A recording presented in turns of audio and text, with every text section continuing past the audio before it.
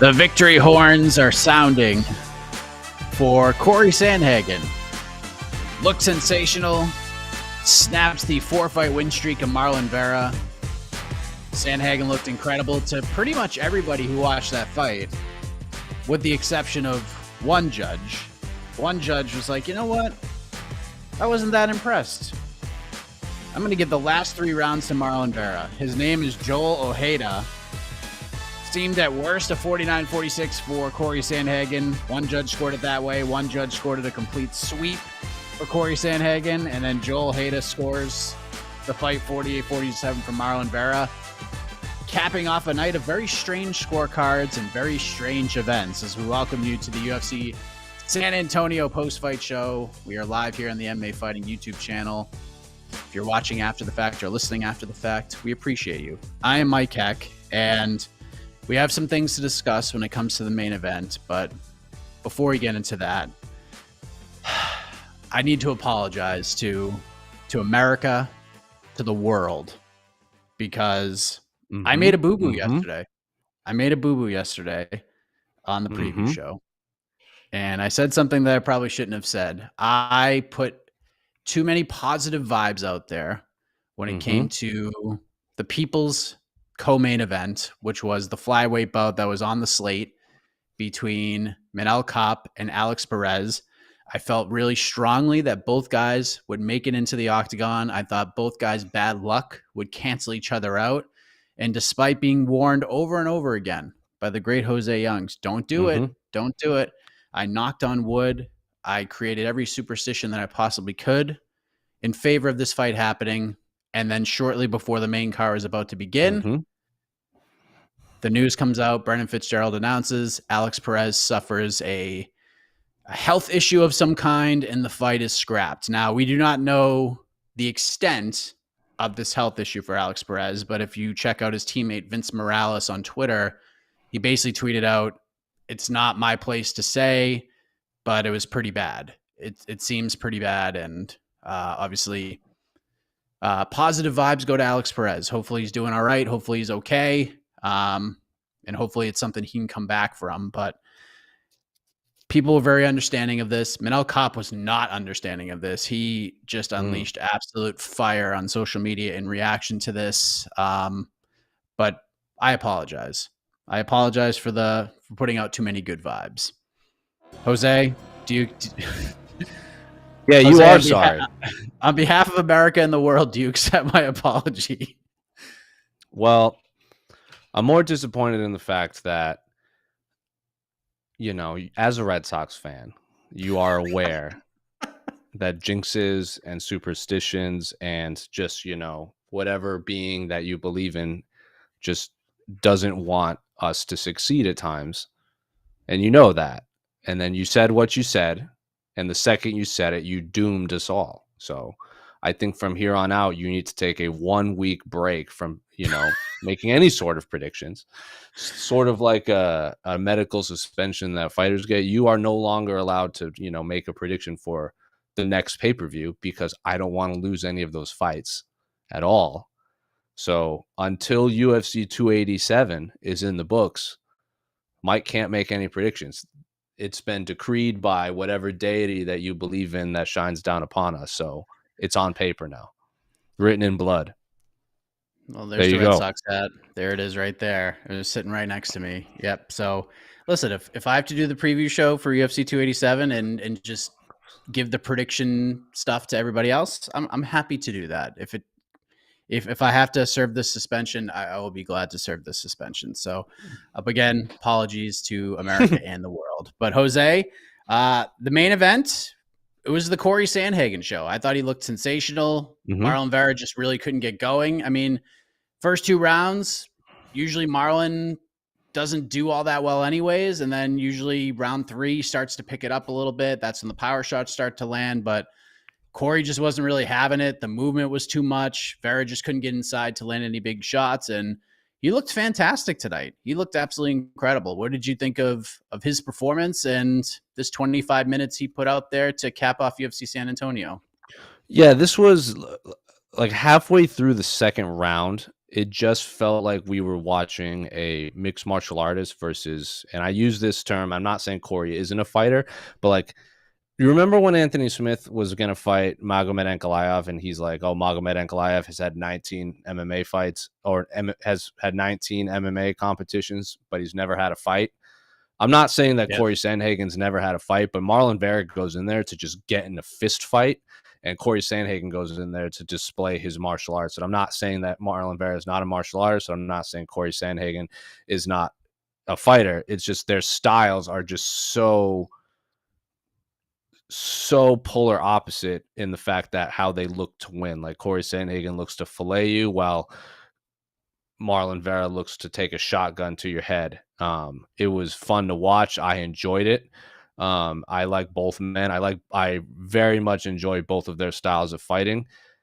I think if they fought 10 times, Cory probably wins 7 of the times because, like I said, Marlon can kick you, can punch you, he can do all these kinds of things too. He was never not in the fight. It's just Cory was slightly one step ahead. He did not allow Marlon to just set his feet and just implement his game plan. Cory seemed to have an answer for everything. When Marlon would block his head, Cory would rip those hooks to the body.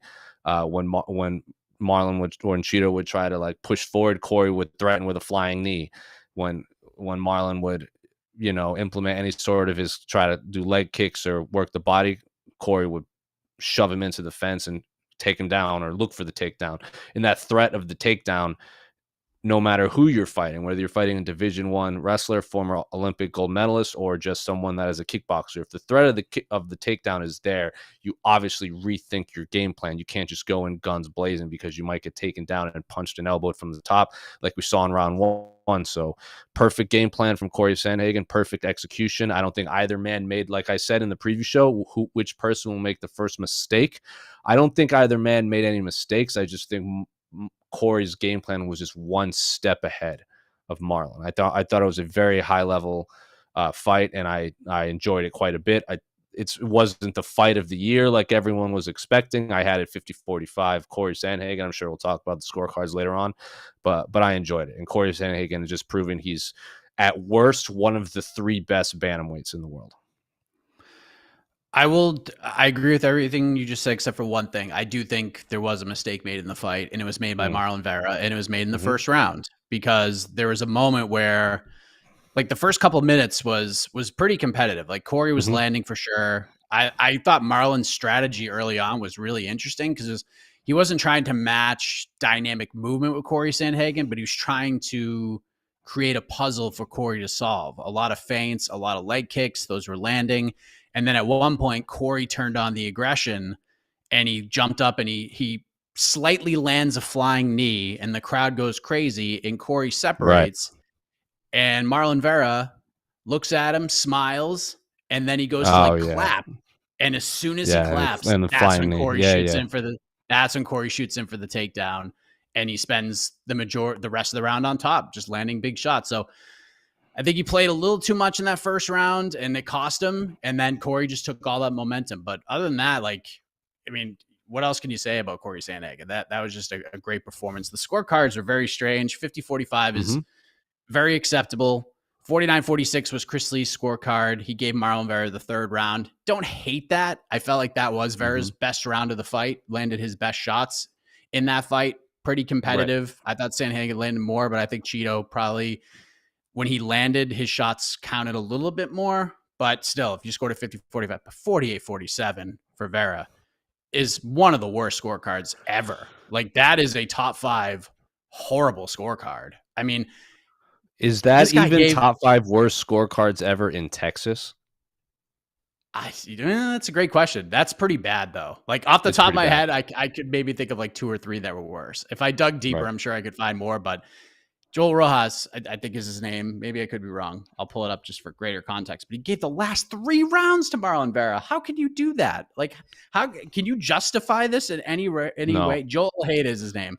Gives the first 2 rounds to Sandhagen, 3, 4, and 5 to Marlon Vera. Like, that is not justifiable at all, is it? No, it's thank God, or whatever deity you worship. Thank God that the right winner, at least Cory, got the win. Like they got the right winner at the end. Like 2 of the judges got it right, but man, like some days, like years from now, when we're talking about the summer of 2023 and how crazy the bantamweight division was, and there'll be new fans that weren't watching MMA in 2023, and they're like, "Oh yeah, but Cory Sandhagen and Marlon fought to a split decision. It says it on paper." I'm like, "Are you dumb? Do you remember that fight?" Like that's what it's gonna be. Not all split decisions are split decisions, people.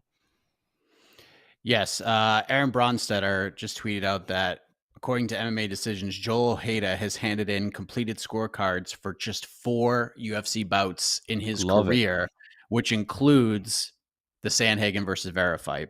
Hmm. That's a pretty not that experienced guy to be sitting cage side for a fight with such high stakes, a main event bout like that. Texas had a bad weekend, man, between Yes. a lot of the cards on this event and obviously the referee from the Fury FC card, who was a judge Yes. for multiple fights on this card, including the Andrea Lee Macy Barber fight. Right. Just not a good weekend for the Texas Commission judges and referees. This And hasn't I been was a good terrible. half a decade. This hasn't been a good half a decade for the Texas Commission. Like the second they announced they're going to Texas, I just expect shenanigans. This is the same commission that scored John Jones, beat Dominic Reyes, same judge commission that scored Andrea Lee, lost to Lauren Murphy. Like it happens. This happens all the time in Texas. It's not the first and it won't be the last. I remember when they fought, I think it was Oliveira Chandler. That was like the first fight in Houston, in like the middle of the pandemic when we still had to do testing and everything. And then we went back, and the big question of media day was, were you nervous to take a fight in Texas? And everyone was like, yeah, it was real weird. Yeah, and I don't remember him like being that terrible. And the Austin card I didn't think was that bad either. But yeah, this was not good. This was not great. This is not great. There are a lot of weird cards on this one, but Cory Sandhagen gets it done. The right guy won. And then I loved the post-fight interview. I loved it. He said, I wouldn't dare call for a title shot over Merab Dvalishvili. The guy's a killer. He's on fire. So I'll just fight him instead. Like, let's just fight. And Merab, who was in attendance for the event, seemed more excited about the call out than Cory himself. So I think this is kind of a no-brainer to make this fight at this point. It just seems this is the logical step for this division that is just kind of in a weird place right now with Aljamain Sterling being the champion, fighting Henry Cejudo, Merab Dvalishvili, his friend and training partner, basically the next guy up besides Sean O'Malley. This seems like the logical next step with O'Malley kind of being the guy in weight, right? I mean, I'm not going to say no to Merab Cory Sandhagen. I think that fight rules, and the winner should obviously get a number one. Like that will be the number one contender, especially like if Cory Sandhagen beats Merab, who has looked like obviously unbeatable lately. Then it's the no brainer. But like I wish Cory Sandhagen did an interview with our own Damon Martin. He's like, why wouldn't the UFC want to make Sean O'Malley versus Cory Sandhagen? I'm like, well, yeah, that fight rules. So like either one would be great, but I feel like if I'm Cory Sandhagen, the more eyeballs, and again, Cory is like, it's not his thing. Like he even said it in the promo packages. Like, I'm not about telling people I'm good at fighting. I'm about showing people I'm good at fighting.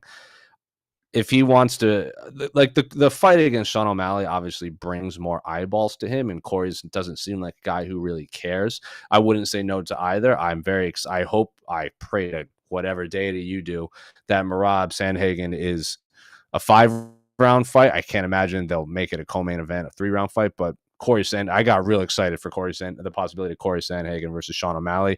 Cory Sandhagen probably knows something we don't, which obviously is Sean O'Malley is going to get the winner of Cejudo and Aljamain. But yeah, I love that. I mean, Merab Cory rules. Bantamweight's great. It's awesome. And I am just glad that unlike lightweight and welterweight, the top fighters in 135 are fighting the top fighters at 135. I love the call out. I really Yeah. did, because he could have gone the O'Malley route like he told Damon, and it would have been a decent call. Probably not a Either realistic call out would have one. made sense, I think. Yeah. But it just seems like Sean's next in line. He's going to get the winner of this fight, no matter what, the title fight. Right. And then him and Merab. Because if Cory doesn't make that call out and Merab isn't all that excited, I think Cory kind of did Merab a favor, because then Merab is going to have to fight somebody Right. else. He might be fighting like an Umar Nurmagomedov or somebody crazy like I that. mean, And I would have loved that fight. I would love that fight too, but it just wouldn't seem really fair for Merab after that performance against Petr Yan to fight 10 spots back, essentially, Yeah. against a killer like that. But Merab would have taken it. We have bonuses. It's your typical run-of-the-mill bonus structure where we have a fight of the night and 2 performance bonuses. And this seems pretty clear and obvious. The CJ Vergara, Daniel Lacerda, Yeah. absolute barn burner, wins fight of the night. Daniel Pineda wins performance of the night. And of course, Nate the Train Landwehr gets himself a bonus for what he deemed the sucker punch rear naked choke submission victory over Austin Lingo. So those are your bonuses. Congratulations to all 4 of those gentlemen for getting the job done. Nicely done, gentlemen. That Well done. Vergara Lacerda fight was It's a weird fight, bro. It was so ridiculous. God, that was incredible. Incredible stuff. It seemed like the card got off to like such a just insane start, and then it just kind of mellowed out at points, especially at the beginning of the main card. As we go to the co-main event, Holly Holm just bullies and big sisters Yana Santos over 3 rounds, 30-27, 30-27, and even a 30-26 in there. She gets the job done. No call out, just whoever the UFC wants to give her. What did you think of Holly Holm's performance? 41 years of age, just signed a new contract. That fight was not competitive at all.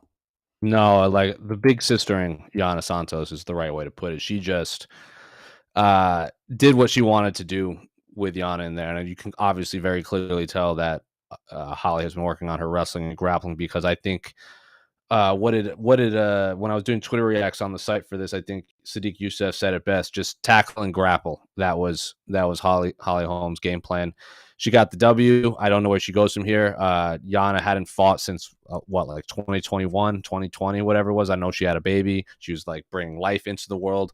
I don't know where Holly goes from here, considering she's already beaten Raquel Pennington twice and she's above her. Juliana Pena is probably going to fight Amanda Nunes, so Holly's probably going to have to fight backwards. She lost to Kellen Vieira. She obviously beat Irene. Irene is probably fighting Raquel Pennington, so Holly's going to have to fight backwards. She got back into the win column. She signed her new deal. She's going to be a perennial co-main event / main event fighter for the rest of her career. So, yeah, good performance from Holly. I don't think it's what anyone expected, but she showed a new wrinkle to her game that her future opponents will have to be worried about. Yeah, she's been wrestling really well. Those last 2 wins, she was very wrestling heavy in those performances, and I feel like, and Casey put out a couple of just brilliant tweets in regards to that fight. One in particular, I know Miesha Tate is getting ready to fight Mayra Bueno Silva in June. Yeah. I feel like if that fight is even competitive, whether Tate wins or not, I mean, I think you kind of have to book that rematch, right? Like the clock's ticking. Miesha? I don't think you have a lot of time. Yeah. That first fight was great. Like, it was incredible. The only reason that fight isn't spoken about more is because the very next fight, Nate Diaz just kind of threw a wrench into the MMA world, and the MMA world hasn't been the same since. But yeah, that fight, I think will eventually happen. Misha's obviously got a new fight. The UFC is probably using Miesha to build a new star or to build a new contender, and Bueno Silva, who has looked great lately. And then anytime you can get bantamweights that are pulling off stoppage wins, the UFC is probably going to circle you and earmark you for a future contender. Again, I just don't know where Holly goes, because I doubt Holly wants to sit. Obviously, Holly's not one of these fighters that wants to sit and wait. I mean, she had a layup in the rematch with Ronda to make a bunch of money and pull in 1 million pay-per-view buys, but she chose to stay active and fight Miesha Tate instead, and we never got the rematch between Ronda and Holly. So if Holly continues to do what she does and wants to stay active, I literally have no idea who she could fight. Like, I know Panic Kanzad's out there. I mean, I can't imagine Macy's Jason's ever going to want to go back to bantamweight. Carol Host is out there. Julia Avila's coming back, but these are women that are like, ranked 10 to 15, 10 to 18. So Holly's going to have to go back pretty far to get another fight, unless she wants to go up to featherweight. Yeah. Anytime Nate Landwehr is on a card, you know it's going to be exciting. That guy is just full of piss and vinegar, and it's just incredible. He just he was like very calculated to start this fight, and then eventually like Austin did something to piss him off, and he was like, "All right, I'm done with this." It just took him down, knocked his Yeah, mouthpiece out, and choked him. I remember I was like watching this fight. I'm like, this seems like one of those fights where I can't remember who it was, who he fought when after the Diego Sanchez Gilbert Melendez fight. Remember that was one of like the craziest rounds at the end, and it was like fight of the year and everything. And then the next fight, everyone kept talking about how like epic Diego Sanchez is, and that was all the interviews like, oh, fight of the night, fight of the night, fight of the year coming up. Was it Miles Jury he fought? I can't remember, but I remember it just was not. Been, yeah. It just was not the same. It just did not live up to the pre-fight build and all the interviews. And I remember watching Nate fight like tonight, and I was like, I feel like Nate came in with a game plan. Like his coaches were like, stop fighting like an idiot. And then he's just like, bump this, and then just won. He just went out there and won. So like, I feel like he stuck to the game plan for like a round, and he was like, this is whack. And then just like you said, just punched him in the face and choked him out. Like, just do that. If it's that easy, Nate, just do that. And then just get a microphone in your face and talk, because it is glorious when he does that. Yeah, and you're right. What did he say? Like coming in victorious like the Alamo, and I'm like, bro, Texas lost the Alamo. Like, I know you got punched in the face a lot, but let's get some history right. He said a lot of great stuff. He was like, look at this bicep, and I was like, love it. Make that a show. Yeah. There's a great quote. I'm trying to find it real quick. I should have been better prepared, but let's see. Let me pull it up. It shouldn't be too far down. I got a highlight reel like Evel Knievel. I got swagger like Elvis Presley, and I'll be damned if I ain't handsome. Just A+ stuff right there with Nate Landwehr and Michael Bisping. Macy Barber gets another win. Splitty over Andrea Lee. This was a little bit contentious on social media. A lot of people were very confident Macy Barber on the first two rounds, and I did not feel and I was expecting all sorts of chaos and mayhem when it came to the cards, but someone scored a 30. Dan Mergliotta scored a 30-27 for Macy Barber. I didn't see it that way. I don't think it's like it's not even close to the most egregious scorecard of the night. How did you score that one? I don't remember at all. I remember the fight ended, and I was like, I remember the third round ended, and I thought, oh, one more round. Like, it was one of those fights, like the rounds just kind of blended together. I mean, it wasn't a terrible fight, but like both women, for whatever reason, have the ability to just like make their opponents just fight. I don't know what, like when Andrea Lee fought Lauren Murphy, or when Macy Barber fought like Miranda Maverick, like their fights they're always close. They will forever be close fights because they're not fighting women that'll just melt them. And there's like this gap in the flyweight division where there's like the top 3 or 4 fighters, and then there's this big gap where you could just interchange all of them ranking wise and skill wise, and all of those fights will be razor thin. And that's one of these. You know how we joke? There's always this joke like, this is the most middleweighty of the middleweights. This was the most flyweights of the flyweights. This is what that is. Just 2 flyweights that are in a razor thin close fight. All of the rounds blend together, and we're like, well, that could be 30-27 Andrea Lee, or that could be 30-27 Macy Barber, or it could even be a draw. I just don't know. But yeah, I remember the fight ended and be like, I don't think it was a robbery, but I'm sure that's a fight people will disagree on, and sure enough, it was. Yeah, I don't think it was. It was definitely not a robbery. If you scored it for Lee, no. I wouldn't have been mad at you. If you scored it for Barber, I thought when I heard the 30-27, I thought Andrea Lee won. I didn't think Macy won. Yeah, that's a good point. When I heard 30-27, I thought, oh, they gave it to Andrea. And then when they said Macy, I'm like, that's a weird scorecard. Weird scorecards, people.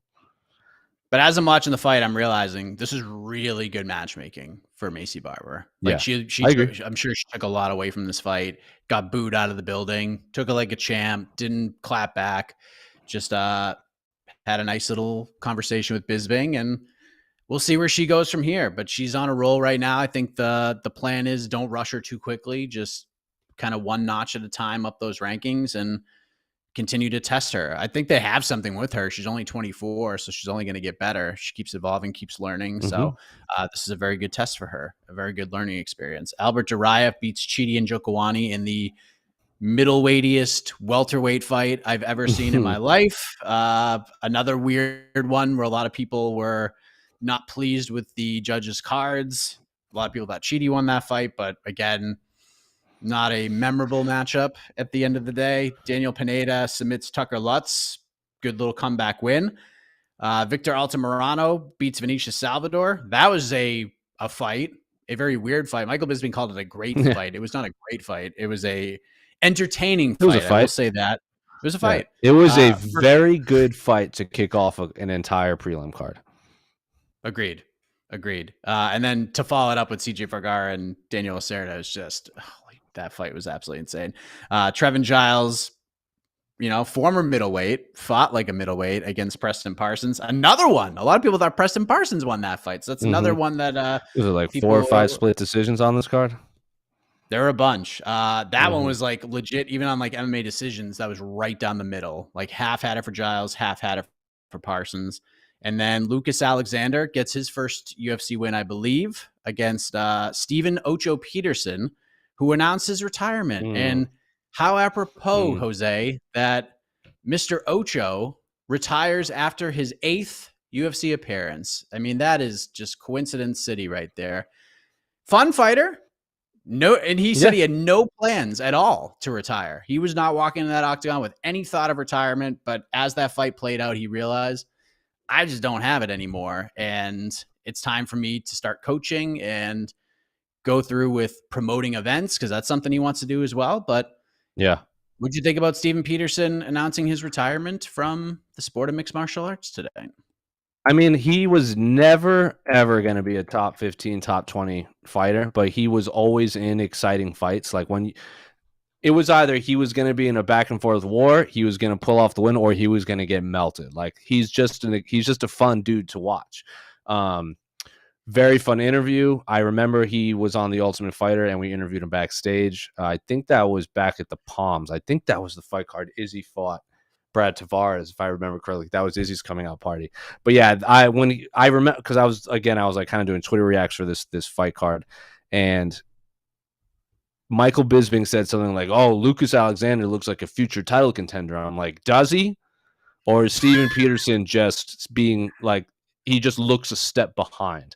Like it just looks like Lucas Alexander was just better at overall at everything than Stephen Peterson. And if this was anyone else that was fighting Stephen Peterson, anyone else but Stephen Peterson, I don't think Lucas Alexander would have looked nearly as good. And then the second that fight ended, I'm like, man, I don't know if that might be it for Stephen Peterson in the UFC. And then he announced his retirement, and he had a good, post-fight speech where he's like you said, he wanted to go into coaching. And if you follow him on Instagram and social media, he's putting a lot of work with classes and stuff and promoting fights and doing all kinds of interviews. So he clearly at least has a plan moving forward for his career. But yeah, good on Stephen Peterson. Always enjoyed watching him fight. And low-key has fought a lot of very talented people. Like he's lost like to Leandro Higo back on the regional days, like Brandon Davis, Benito Lopez, Bruce Leroy, Violent Bob Ross, Julian Erosa. Pretty sure has a win over Chase Hooper. So it's like he's fought in a lot of very, not the best crop, but like fighters that people know, if that makes sense. Yeah, his first win, tough 27 finale against New England's own Matt Bessette. That was his first win. Matt Bessette was on the wrong side of many, many splitties. And that was one of them. I think that was the last UFC appearance for Matt Bessette. I think he was done after that. He has the win over Chase Hooper. And before that, he had that gnarly spinning back fist knockout of Martin Bravo. In Mexico. That was in Mexico. I remember September of 2019. But that Julian Erosa fight was such a wild fight, and I just think that took not his, well, maybe it did, like I think Julian Erosa kind of took his soul that night. Like he just took whatever he had left. I think Julian just kind of took it from him in that one. Well, he also he missed weight before that fight, right? He had missed weight like back-to-back fights by 3 pounds. 3 pounds. Yeah. And then before that, it was like 4 pounds. Yep. 3.5 so it's just tough. Hooper. But he tough. made it for this one. But hey, Yeah. people have he was always a name that people knew. Like we're talking about Steven Peterson right now. We've talked more about Steven Peterson than we did the Macy Barber fight. So people knew who he was. Nice guy, one of the nice guys in the sport, and we wish him the best with his future endeavors in the world of mixed martial arts, just not competing himself, at least in fist fighting. So that is UFC San Antonio. We ended up with 10 fights. We touched on all of them. Let's bring in the baddest dash in MMA, E. Casey Leiden, who, in my opinion, had the tweet of the night. And I'm going to pull it up right now because Holly Holm had a very interesting post-fight interview. And while other fighters try to get the mic back and say very emotional things to the crowd about what the win meant to them, Holly Holm got back the mic and said something else. Casey tweets out, "There's nothing more scary than an MMA fighter grabbing the mic after their post-fight interview and saying, quote, one more thing." And boy, did that got a lot of play on social media, Casey. Well done. All right. And I like Holly. Holly was at my wedding. She was? Yeah. In Albuquerque. Oh, man. Yeah, I like Holly a lot. Holly's Holly. That was a very funny tweet, though. Yeah. It was a very funny tweet. All right, let's hear from the peeps. Let's hear how the peeps are reacting to UFC San Antonio. All right.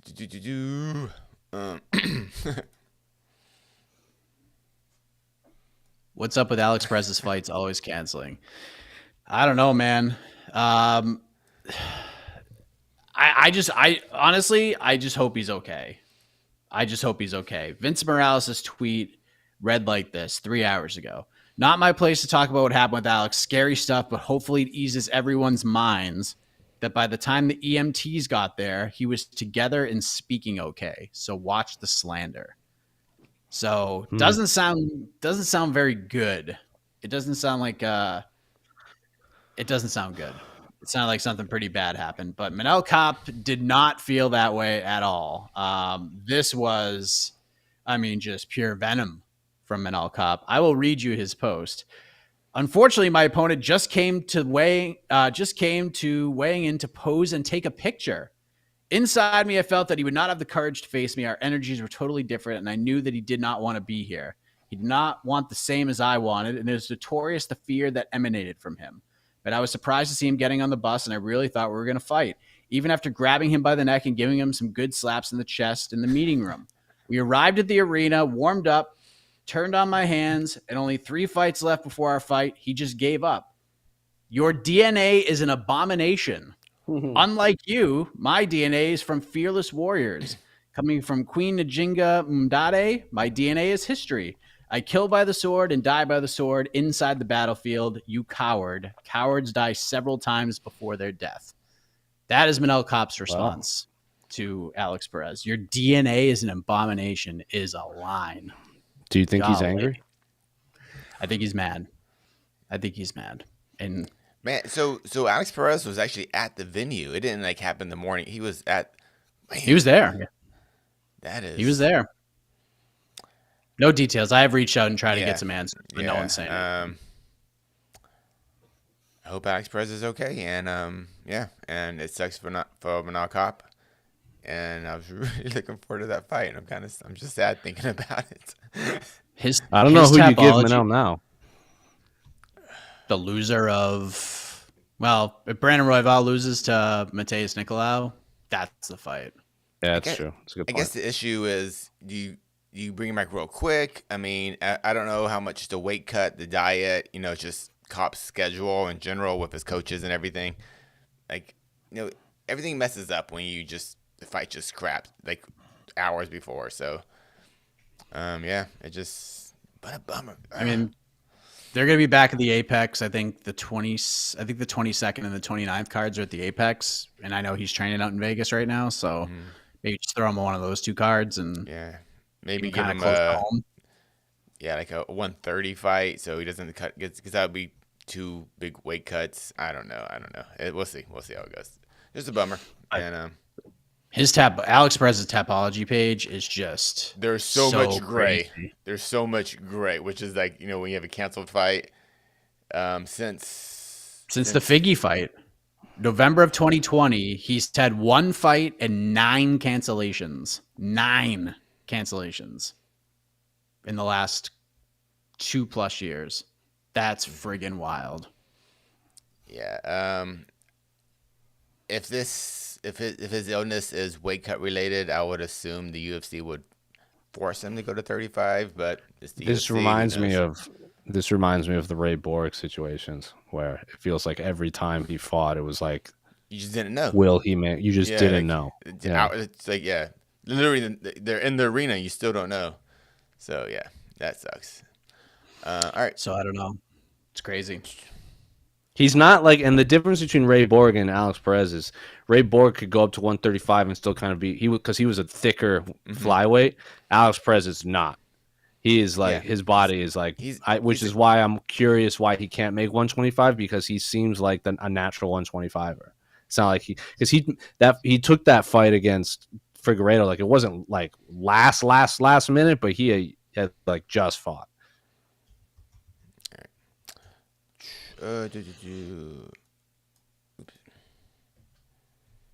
Tristan, do you feel that Macy Barber is still a title contender in the women's flyweight division? Yep. She's on the road. She's on the road. It's just a matter of how they book her. They have to book her smart. They got to book her smart. There's no need to rush her right now. Chucking her in there like Erin Blanchfield right now would not be wise. Right. I'm gonna say a big no, honestly. I think Macy Barber is gonna be in the UFC for a long time. I don't think she'll ever break top 5. I feel bad saying that about fighters, but I just don't think she'll ever break top 5. I don't think she's ever be a true title contender. I thought she lost tonight. I thought she lost against Maverick. I thought she lost against Maverick. Where did I pull up MMA decisions? MMA decisions, it was split 50-50 between the journalists. I scored at 30-27 for Lee. A few other journalists did. And surprisingly, actually, 73% of the fans actually picked Lee. They scored it for Lee too. So I was kind of shocked. But it was a close fight. I'm not going to use the R word, the robbery, but I did have it for Lee. So I ended the fight thinking Lee. I was like, I think Andrew's going to win 29-28. That's what I thought. When I had 30-27, I was like, okay, sure, that was Lee. Absolutely. People on Twitter were like adamant. Oh, Barber's definitely up 2 rounds because control time is just control time. Like, what are you talking about? Like on the feet, they were pretty equal for most of that fight, and then Andrea got takedowns and. Like, it's not like she did nothing, but like if the action on the feet is almost 50-50 and Andrea gets a takedown with 2 minutes of control time and advances position and is in a more dominant spot, like, isn't that enough for her to win rounds? Like, I don't know. I just didn't understand the confidence of people being like, oh yeah, she's definitely up 2 rounds to nothing. I was like, don't really know about that, but not a robbery. Close fight. Very close fight. I thought Lee won, but I don't know. Yeah. It's not a robbery. The 30-27 for Macy was kind of. Did you know Macy Barber has the second most knockout wins in flyweight history? Do you know how many she has? 2. 2. The Jillian Robinson one I remember. And the JJ, was it JJ? The JJ Aldrich one? Yeah. Wait, Valentina didn't she get dropped in that fight too? Didn't JJ drop her probably. Or like win the first round? Yeah. And then Barber just went ham on her in the second. I remember. That's right. I said so. More than 2? No, Macy has the second most. Oh, second most. Okay, gotcha. Yeah, like Lauren, like I'm pretty sure I don't know how many Valentina has, but I would imagine she has like the most. I just looked it up. She has 4. Okay. It's a newer division. It is. Yeah. It is.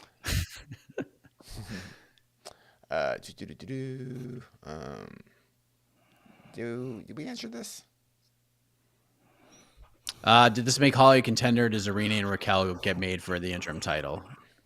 If that fight happens, I think both are ahead of Holly right now. Yeah, Zarina for sure. Raquel probably, but Raquel also fought Nunes, and that was not competitive. Yeah, but I don't know. I think don't know. Holly, if as far as a rematch with Amanda, if Amanda's still champ, I think the Holly one's much more likely. I just think it'll sell better, and that's important for the UFC. It's also as, she's not getting younger. As I Yeah. hate saying that about fighters, but like I think it's like when they gave Benson the title shot against Umar, it's like, did he deserve it, or is this like his last shot? yeah. Oh, Usman. Yeah. Yeah. I mean, it's attorney, so Yeah. it was So 1 versus 8. Sure. It was proper. It was proper matchmaking. Okay. And just a little teaser real quick, since Jose mentioned Benson Henderson, a new episode of Dan They Were Good are going to be coming out next week on Benson Henderson. So stay tuned. He was for very that. good at MMA. Yes, it was a fun episode. I actually got to be on the panel for that one, so it was fun. This maybe this is a little off topic. Now we're talking about Benson. Benson's a UFC Hall of Famer, right? He should be. He should be. I mean, because if Cowboy is, I know Cowboy's a fan favorite, but if Cowboy is, shouldn't Benson be because he was an actual champion? Yeah, I'm just saying. He should. Okay. Yeah. Okay. It's wild that Benson has spent more of his career in Bellator than the UFC, which is wild to think about. Yeah. Benson's 2009 to 2013 are absolutely ridiculous. Like until from the start of 2009 to when he lost the UFC title to Anthony Pettis, that run is absolutely insane. Like it is nuts. Back-to-back fights of the year for MMA Fighting with Cerrone and then the Pettis, the Showtime kick fight. And then he goes to the UFC, wins his first couple fights, wins the belt, beats Frankie in the rematch, has another couple of like competitive title defenses. I mean, he beat up Nate Diaz to the point where Nate Diaz actually raised that man's hand after the fight. When was the last time you see Nate Diaz raise a man's hand after the fight goes to the cards? That 4-year run was absolutely incredible. Dude, even after that, like the fight against Brandon Thatch is a fight I don't think enough people talk about. Oh, that performances, tremendous. Because Benson went up to 170, and and Thatch for fight fans that don't, Brandon Thatch was absolutely massive. Mm-hmm. He was the welterweight Alex Pereira, where it's like, how the hell do you make 170? That dude's walking around like 200 pounds, cutting to 170. Yeah.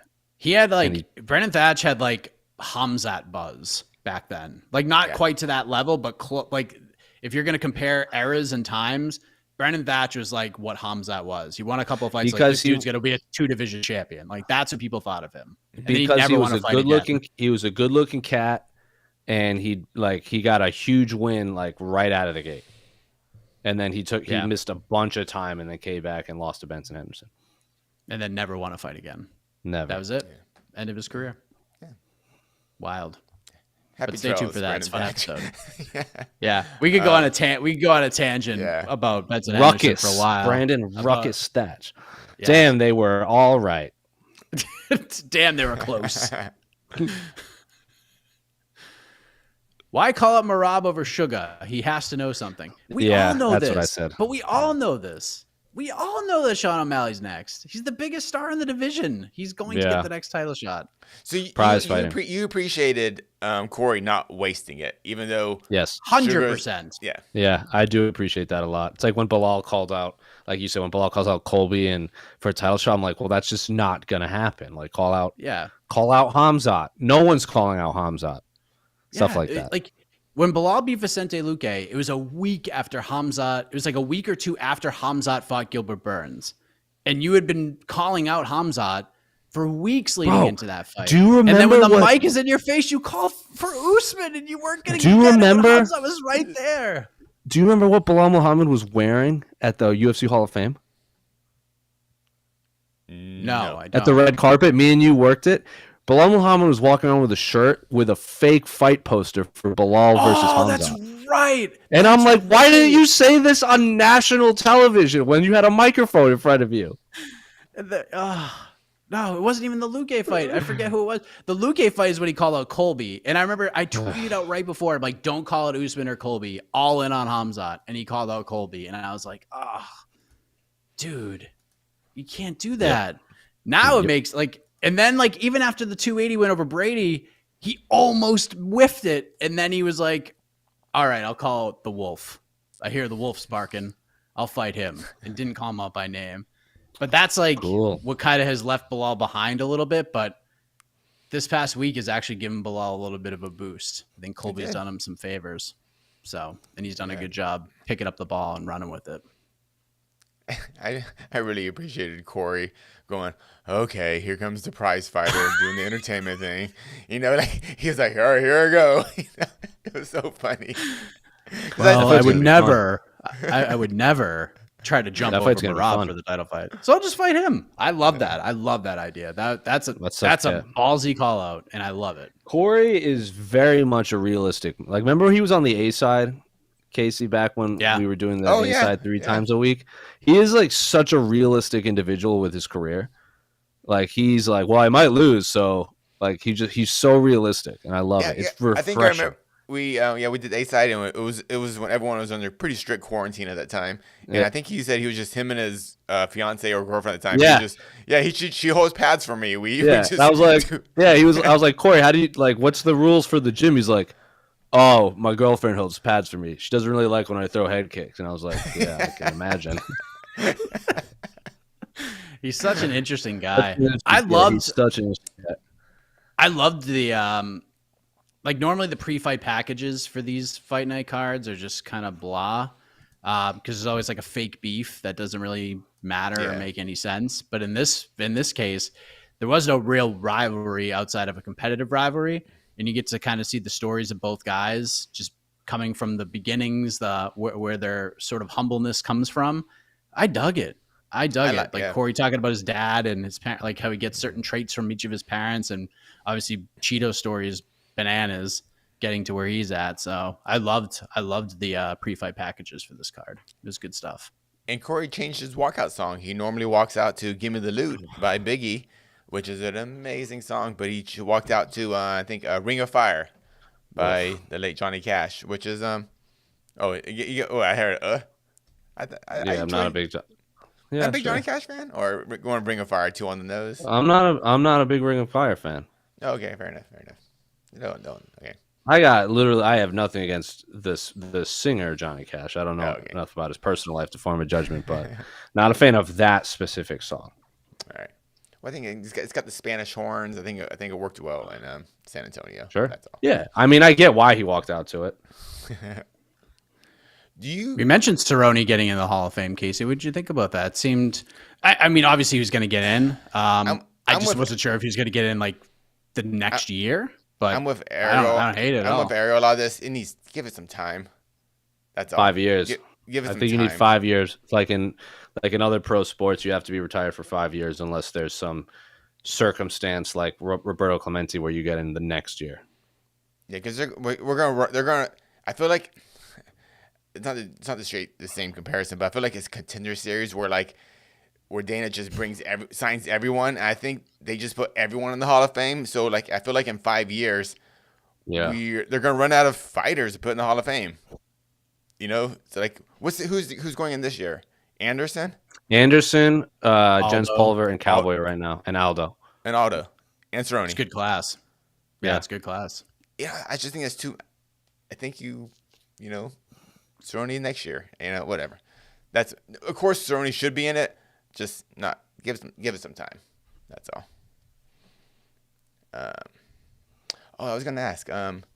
Well, actually, no, I was gonna ask. There was a question for it. That was a cool ass moment. As you look for the question with Cerrone, like getting emotional, and then the moment was nice. Kids walked up to him, and he was like, "Oh, damn, they're here. I didn't know that." And have you watched his? So when you make the Hall of Fame, unless you're Anderson Silva because you're not in the building, that you go do a scrum backstage. I think even when did Bruce Buffer get in the Hall of Fame? Because he did a random scrum at one point. But like essentially, if you get in the Hall of Fame, you go do a media scrum backstage. Like DC did it in Phoenix when they announced it, and Habib did one, and Jose Aldo did one in Brazil. Oscar Willis of the Mac Life goes, "Oh, how's retirement treating you?" He's like, "Well, I got hair plugs and I'm on a bunch of steroids." Like that was his answer. That was his answer. Hair plugs. I was gonna steroids. Say, wow. I didn't put in the Slack because I was doing something. I was like, Cerrone looks like he's 215 pounds right now. Yeah, he literally said it on camera, so it's out. It's probably just like HGH or something like that. Yeah. But I'll like, well, fair play to you. Cerrone's He's yeah, he's an actor now, so he needs to get buff. yeah, gotta get buff. When Cerrone was in his prime, he's a light heavyweight. Yeah, his switch kick is his switch head kick especially. It's so beautiful, so quick. I was like, just one of the greatest switch kicks I've seen in MMA. He's so good. He was so good at kicking people in the head. Yeah, the Rick Cory finish is incredible. Oh yeah, and the Matt Brown finish. Yeah. He had the same, and obviously they came from the same era of that gym. Like Cowboy and Condit, I feel like just the era of fighters just caught up to them where they were so violent with their striking, and their best defense or grappling was they were so good off of their back that you would just be afraid to take them down, and then everyone just sort of figured it out, and then they just, just time passed them by. Their bodies just couldn't handle it anymore. But I was I was actually filming stuff at the gym at the BMF Ranch before the BMF belt became a thing. Was the BMF Ranch right when Paul Felder was visiting there, and he lived in Cowboys kind of dorms. There were probably like maybe, I don't know, about 10 fighters or so, and Paul Felder was one of them. And I remember I met Paul Felder there, and he asked me to shoot some footage of him, hitting pads and stuff. And I was like, wow, this guy looks really good. And that's all I thought. I was like, okay, well, because there were a bunch of tough guys there, and I was like, this guy, like, he hits pads really hard, and he's got an incredible gas tank. And and so when Paul Felder, when he said that little thing afterward about talking about Cowboy, all that's 100% true. That's no BS. Yeah. I was there. I saw Paul Felder when he was just a regional fighter on the East Coast, and I don't know how we got to Cowboys Ranch, but I just luckily I was there for those like week when kind of all that happened. He got signed by the UFC, so congratulations. It's wild that his last one was Ali Quinta. Yeah, it is pretty wild. That is pretty wild. If you're a newer fan, and I know we mentioned his name earlier, if you want to go back and watch just like a classic Cowboy fight, go watch Cowboy Benson Henderson 1. Holy smokes, dude. That fight ages tremendously. It holds up. It holds up, my friends. It was the MMA Fighting's Fight of the Year in 2009. Cowboy's also in a lot of fights that his fight against Robbie Lawler was terrible. And was terrible. And when they announced that fight, I'm like, oh, this is guaranteed fight of the night. And then it happened. I was like, that fight sucked.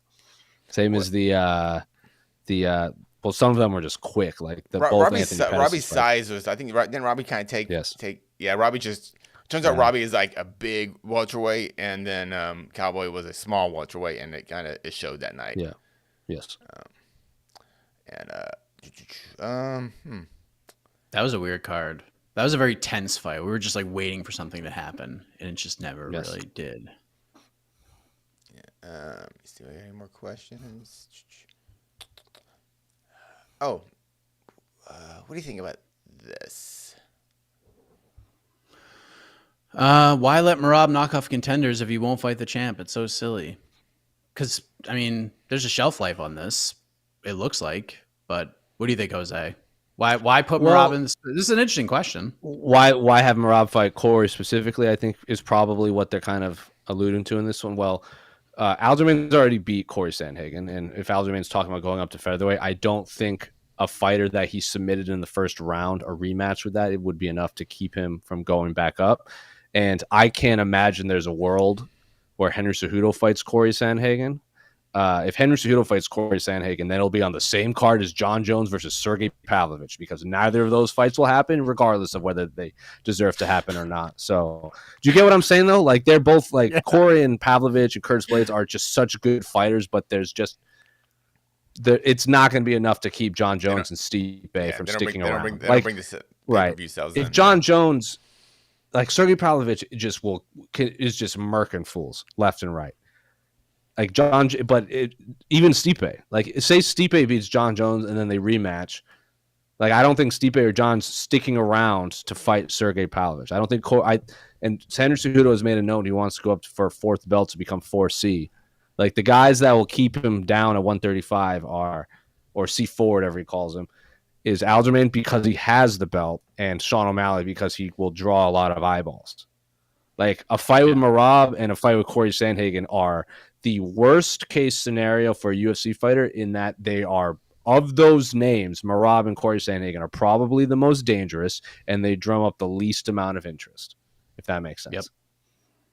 We all know what's going to happen with Cejudo. If he beats Aljo, he's going to fight Sean O'Malley, and then he's just not fighting anybody unless it's Volkanovski. That's it. Pretty much. That's it. But hey, the UFC knows this. This is the And in the meantime, we're just gonna get fun fights with Cory Sandhagen versus fill in the blank because he is a very fun martial artist to watch. Also, I remember on the A side, because we like some of the questions we would recycle a lot of the questions just to like kill time. Like, oh, who's your favorite fighter to watch in quarantine? And do you remember Cory Sandhagen's answer, Casey? No, I don't. He goes, myself. I'm my favorite fighter. He goes, I just like to watch highlights of myself because I'm the most exciting fighter. I'm like, Cory Sandhagen, you're the man.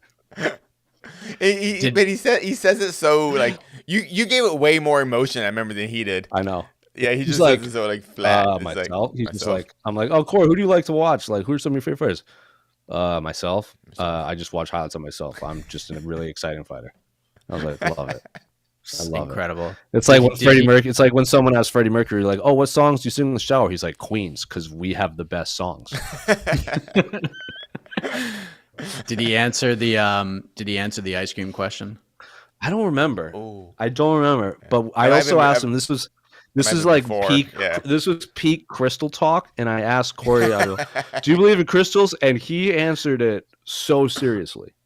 He's like, well, I can believe in, metaphysical stuff in the outer space. It's not really for me, but like if other people get stuff out of it and they just feel like it empowers them to just fulfill their dreams and move on forward in life, then by all means, just keep on going for it. I'm like, God damn it, Cory Sandhagen. You are just like the most well-spoken man I've ever spoken with. I'm all like, they're cool. They're shiny. They're shiny. And he's like, well, the manifest destiny of the world, like it just draws energy. And if that's what you believe, I'm just like, neat. I also on Fight Island, so I have a Wu-Tang shirt, but it says Wu-Tang in I believe Japanese. I don't quote me. I have no idea. But it says Wu-Tang in like some Asian writing. And it was the day of official weigh-ins where we had to take COVID tests. So the fighters and us had to take COVID tests like in adjacent rooms. And I walked past Cory Sandhagen, who looked like absolute death cutting weight to fight. I believe it was to fight Marlon Vera. And he walked up, he like slowly walks up to me, which I think is about as fast as he can move at that time because it was literally, he was weighing in like 20 minutes. And he just started talking about Wu-Tang Clan, while his face was sucked out and there was no moisture on his lips. I'm like, Cory, you need to sit down. And he's like, no, this song is better. I'm like, Cory, go make weight and then we can talk about this. The best. What a professional athlete. And remember, like, I could talk about like how funny Cory said. Remember when he fought Jan and then I think it was like DC or someone was like, Cory, do you think you did enough to win that fight when it was all said and done? He's like, no, he won. He's so funny. I wish more fighters were like Cory Sandhagen. Just like not like an asshole confident, but just like confident. Like I'm the most like the promo package you're talking about, Mike, when his dad didn't understand like MMA, he's like, Dad, I'm just really good at this. And his dad's like, all right. It's not an exact comparison, but Cory does remind me of a bantamweight version of Carlos Condit a bit. Kind of. For sure. You know what I mean? Yeah. That's a great comparison. Yeah. Like, I was trying to figure out why do I love Cory Sandhagen? I was like, oh, because I love Carlos Condit. Yeah, like when for Condit's what was his last fight? Trevin Giles? Was that his last fight? Or who did he fight? Who's Condit's last fight? No. Because he beat Court McGee on Fight Island. Max Griffin? Max Griffin. Yeah, might have been Max Griffin. Yeah, I always get Max Griffin and Trevin Giles mixed up. Yeah. But I remember Carlos signs the bout agreement when he got to Vegas that week. Like he had it. He went through training camp, cut weight, and went to Fight Week without signing the actual contract. And I go, is that normal? He's like, yeah, I do that every time. But to everyone else in the world, that was like, how could you go through a camp without a fight contract? He's like, oh, I just do. I miss Carlos Condit. Media days. So do I. Those are the best. Rumble at the Rock, never die. Yes. Oh man, That guy. That's another great rabbit hole to go down if you want to go back and watch fun. Greatest tournament ever put together. If you go look at that, the people in that tournament, it had like Jake Shields, Anderson, Yushin Okami, they were all in it. I forget there was BJ Penn fought a couple of times for them, and I forget what fight. It wasn't the Gomi fight, but it was a different fight he fought for Rumble the Rock. And this is the most Hawaiian thing ever. So they're fighting, and this is on the DVD. They're fighting. A fight breaks out in the crowd. The cameras go to the fight in the crowd. And so there's a good 15, 30 seconds where you don't see any action in the cage. All the cameras are going to the fight in the crowd. It's awesome. Oh, man, yeah. To answer this person's question, because he's asked it about 8 times, is O'Malley doing the Colby move? We should answer that because I've seen this thing fly past us like 7 or 8 times. From Brandon QFG. Is he doing the Colby move? It says, is O'Malley doing the Colby move and waiting for a title shot? Should he fight Cheeto next? UFC loves to match him up. Like, does that make he's asked this, and I think we should answer it. Where you just wait? Is that? Well, I mean, I don't know if it's the Colby move. Like the Colby move, like Colby just left and surprisingly came back, and O'Malley, after beating Jan, was clearly in everybody's minds getting a title shot. It was just a matter of when.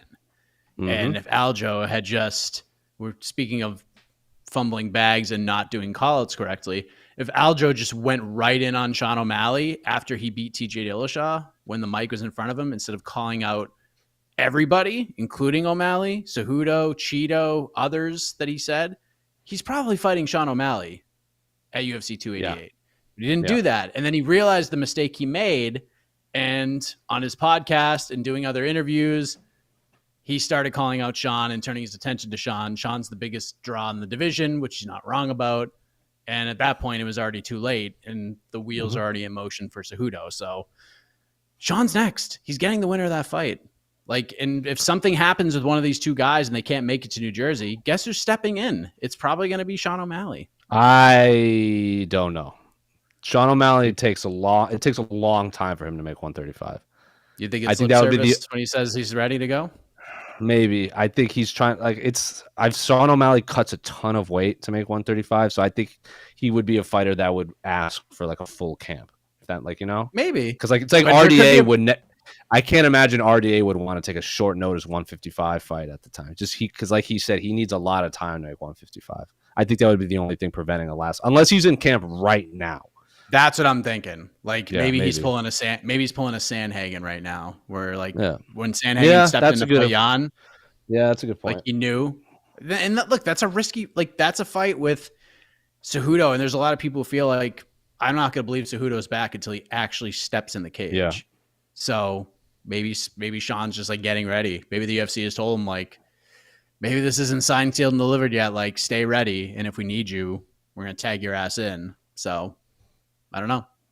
And I saw someone say it's the Stipe move. I think the difference between Stipe, Colby, and O'Malley is Sean O'Malley was active and beat Petr Yan. Beating at the time was a lot of people considered Petr Yan one of the an uncrowned champ. This would be if Stipe knocked out beat Curtis Blades. Stipe lost to Francis and then hasn't fought. Colby lost to Usman and hasn't fought. Sean O'Malley is beat the guy that he, like Mike said, he should already have the title fight. It should be O'Malley right now. And when he beat Jan, whether you believe he won or not, I thought it was a no-brainer. He got the title shot. I thought he deserved it. Yeah, he beat the number 1 ranked guy. So if rankings are to mean anything, and even if we are to take Dana White at his word, Dana said leading into that fight, the winner of that fight is getting a title fight. So we know how Dana is with his word. In fact, apparently he spoke with he did the presser and said that Colby getting a title shot is a no-brainer, and even went as far as to say that if Usman won, they would have done Colby Usman 3. apparently. So this is not O'Malley doing the Colby move. O'Malley was already there. He's just gonna keep his spot, and he's the biggest star in the division. So why would he fight anybody else right now when he's pretty much guaranteed the next fight? Unrelated, because we're getting more questions now. I see someone ask I'm gonna ask you guys this because I already know the answer. Is Cowboy the first Hall of Famer to not win a UFC belt? Ooh, no. The answer is very obvious. The second I read this, I knew the answer. No, he can't be. He's not. But can you think of the other one? Well, I'm almost all of them. Almost obviously like the Shamrocks and the Chevrons won like the tournaments and the super fight stuff, and like Hoist Gracie technically never had a belt, but like he was a champion. And there's been a lot of interim champions, but there is a very obvious one that's already in there. Man, very obvious. It's Brock didn't go in, right? Oh, no, Brock was champ. No. Right? I'm not talking about fights. I'm talking about individual. Yeah, the individual ones. I know. Yeah, fights. Yeah, there's a lot of non-champions in. What am I missing? I know there's an obvious one. Oh, You want me to tell you? Sakuraba? No, well, he won the. That's what I'm not counting tournament, like because he won the UFC Japan heavyweight. The answer is Uriah Faber, who famously never won a UFC title. That's right. See, I don't want to. I get that, but I think it's more of a technicality. But you're right. Technically, yeah, he did not win a title. He was the WEC featherweight champ. Yeah, he was the WEC champ. When there was no UFC featherweight championship. So I think in my mind, I kind of carry it over, but I understand. Yeah. All right. So I guess Cowboy would kind of be the first Cowboy ever. No. Was he a WEC champion? Nope. Never. He was never a Zuffa champion. Wow. So okay, this is see, there you go. So he would be the no Zuffa. Yeah, when he fought Benson the first time, it was for the interim title because Jamie Varner was hurt, and then Benson beat Jamie Varner to unify the belts. Yeah. Wow. What a time that was. Holy shit. Yeah. Because there have been I guess obviously Big Nog was an interim heavyweight champion. And Don Fry was had a bunch of tournament wins, but I think Cowboy is the first one that's no WEC, UFC, Zuffa. He was never on a poster of a belt on him. Never had that shot. Yeah. No. Correct. Because even Maurice Smith was a heavyweight champion. People forget that. Matt Serra was a welterweight champion. Kevin Randleman was a heavyweight champion. Rich Franklin was a middleweight champion. Jens Pulver was a lightweight champion. But yeah, Rashad, Bisbing, Habib, GSP, all these cats, they're all champions. But Faber and Cowboy, only non-UFC champions. Who's the next? Who will be the next? Who will be the next non-champion to make the Hall of Fame? Jorge Masvidal. Ooh. What about Overeem? That's a good one. I was going to say Jim Miller. Oh, that's a good shout, but that means Jim Miller would have to retire soon. Yeah, which is not going to happen. Jim might be a Hall of Famer and still fight. Yeah, he might be that guy. Jim Miller. Uriah Faber fought as a Hall of Famer. Was that the Jim fight? Miller would be the first Hall of Famer who never actually even fought for a title. He never even got a title fight. One. Yeah. Yeah, because Overeem, Cowboy, they lost titles, but they had the title shot though. I think Miller. That's a good shout because Jim Miller could go in the Hall of Fame tomorrow and no one would bat an eye. He should be in this class. I mean, he should be in all of them. Jim Miller. They put him in every year. They should rename the wing. They should rename the post-fight bonuses the Jim Miller bonuses. I love it. Absolutely love that. All right. Do we have anything Who do you think will be the next contributor to go in?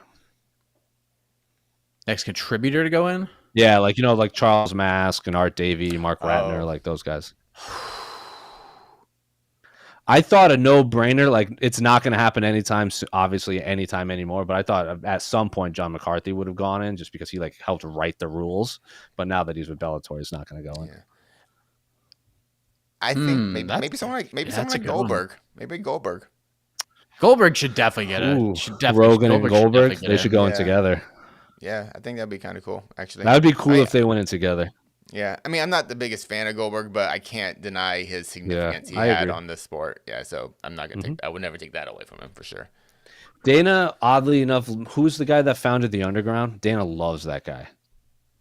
I forgot his name. Yeah, I forget his I name. bet too. him. Dana loves that guy. I feel like he would induct him just because that really was the first forum on the internet. Oh, it was for sure. Yeah, That was the only forum for a while. and then next year, Jeff Sherdog gets in. Jeff Sherwood. Oh God! They put Jeff Sherwood and Greg Savage in together. Before Frank Shamrock. Oh my God! Who do you think?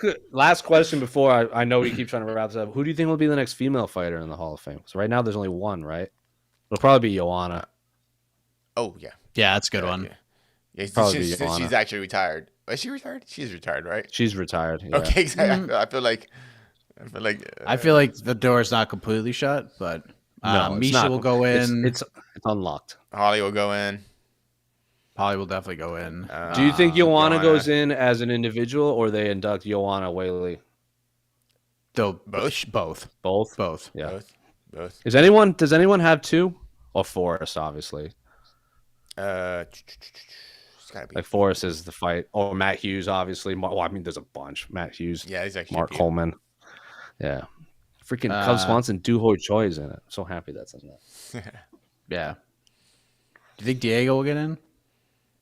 As an individual? I think Diego burned a lot so. of bridges, maybe, but he should be in. Is Clay Guida making it as an individual? I think Clay Guida will go in. Better. That dude. No, Clay Guida's already in the Hall of Fame. He's in as a fight. Yeah. It's a fight with Diego, but like the individual award. Unless they do a Strike Force wing, you can't do it without Clay Guida. He's the first one. He's the champion. He's the champ. Yeah. What's the fight that goes in this year, you think? Oh, they haven't announced that yet. Ooh. They have not announced that yet. Is there a time span? Is it 5 years for those, or like? They don't really have one. Year?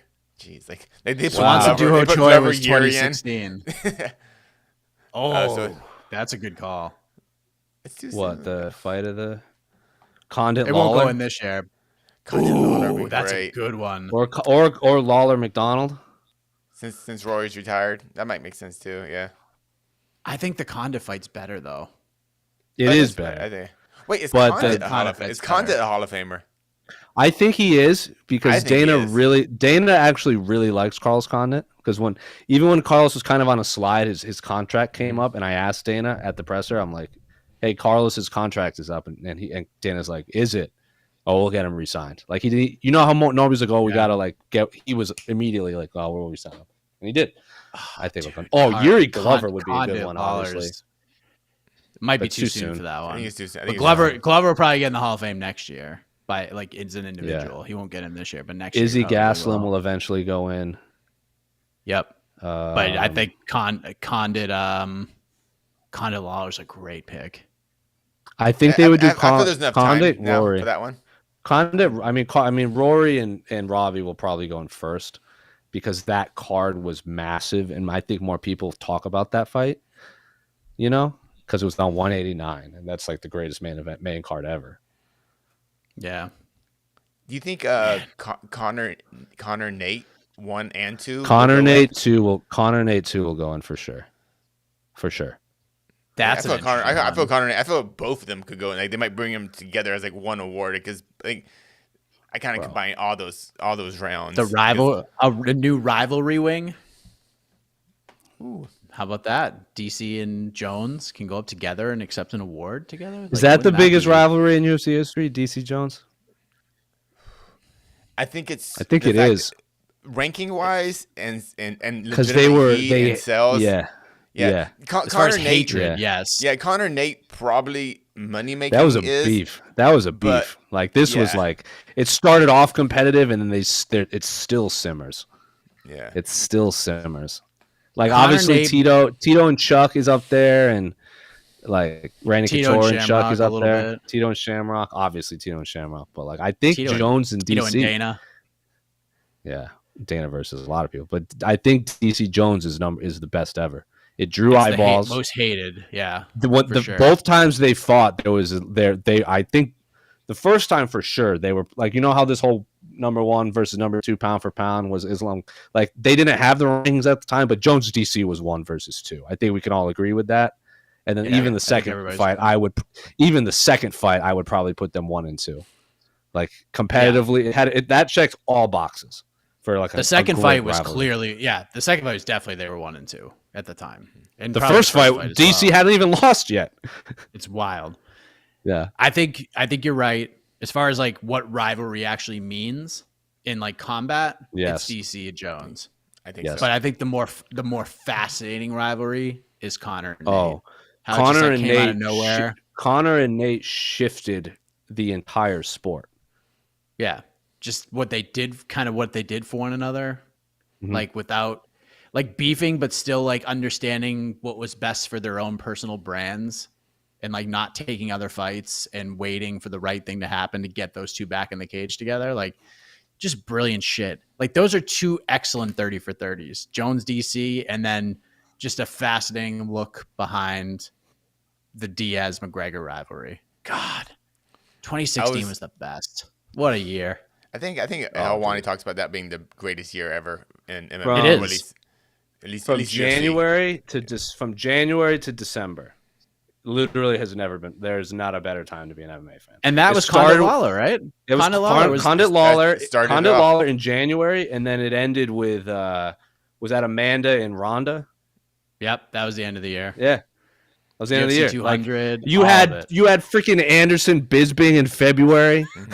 You had Nate Diaz versus Conor in March.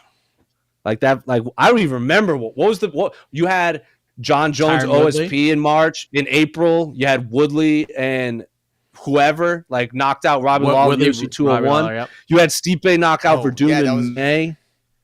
June was UFC 199. That was Bisping Rockhold, and the most violent main card I've ever seen. 201 obviously was Woodley knocking out Lawler. 202 is obviously Conor and Nate. 203 and 204 getting muddled, but you had like Stipe versus Overeem in the CM Punk news, and then you also had Bisping and Dan Henderson, and then Belfort versus MSG, obviously 205, and then 206 was the Toronto one. That was a weird one. But that was Pettis and Holloway for the interim title. But that card had Doo Ho Choi versus Cub Swanson, and then 207 was Ronda and Amanda and Cody Garbrandt through a perfect game against Dominic Cruz. That was just a bananas fight. That was just was 206 Matt Brown Cerrone too? Was that on that card too? Maybe. Yeah, I think that was in Toronto. That was the most bananas year ever. Still a good one. It was still like a good watch. That's when they had to make up a belt. Obviously huge. They had to make up a belt for that because they didn't have any. The interim featherweight title. Because 205 happens and used 3 champions, and then they also had Demetrius Johnson fight Tim Elliott on a tough finale, and the co-main event was Henry Cejudo Joe B. that same month. So they used all of their champions in like a 1 month span. And then Ronda, both bantamweight belts were at the end of the year. So they used like 7 championship fights in 1 month. That was such a crazy time to be a fight fan. Jesus, 205 was something. I was at all those freaking events too. So was I. Crazy, yeah. The only one I didn't go to was the Brazil and the 206. What was the Brazil? That was Stipe and Verdum. Oh, I was there. Yeah, I was there.